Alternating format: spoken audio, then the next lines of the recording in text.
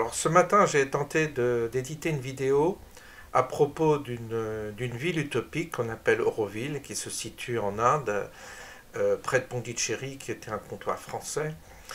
Et pourquoi je vous parle de ça? Parce que j'ai été très interpellé par l'expérience de la mère, de celle qu'on appelle la mère, qui était la compagne de Sri Aurobindo, et par l'intermédiaire de celui qui l'a beaucoup fréquenté, qui a écrit avec lui, qui avec elle l'agenda, il s'agit de Satprem, qui est un écrivain français, breton plus exactement, que j'ai beaucoup aimé ses livres, ça m'a beaucoup transporté. Et là, en l'occurrence, la vidéo que j'ai postée sur YouTube a été bloquée pour des histoires de droit. Du coup, je l'ai rebasculée sur une autre plateforme, Crowbunker, dont vous aurez le lien sous cette vidéo. Donc je vous propose d'écouter ce reportage, de suivre ce reportage. Là, pour l'instant, on n'est plus du tout dans la problématique du pic-pic. On est dans une considération autre, celle de comment évoluer, comment mettre en forme notre évolution. Et pourquoi je parle d'Auroville? Parce que c'est une expérimentation concrète d'une vie communautaire, à travers la création d'une ville, à partir de rien. Donc l'initiative a été prise en 1968, qui était une période très particulière, où les gens étaient dans un état d'esprit, surtout les Occidentaux, étaient dans un état d'esprit particulier, une forme d'ouverture vers le spirituel. Il y avait plein d'expériences qui se faisaient à cette époque-là. Et c'est intéressant dans le reportage que vous allez découvrir de voir en effet la différence entre les gens d'hier et d'aujourd'hui.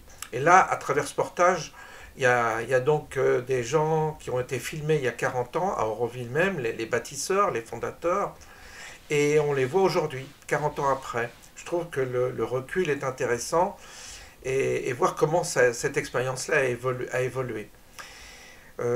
Donc aujourd'hui, nous sommes face à cette crise, nous sommes à nouveau à la recherche de solutions communautaires, de solutions d'entraide, de solidarité, peut-être même d'utopie. Et donc, ça donne de la profondeur à notre réflexion de voir déjà ce qui s'est fait et ce qui se fait à Auroville, qui est une expérimentation sur laquelle je n'ai pas d'opinion ni de point de vue, parce que je n'y suis pas allé. Et donc, parmi les gens qui me suivent, il y en a une personne dont je suis sûr qu'elle vit à Auroville. Elle peut témoigner, elle pourra témoigner si elle le désire.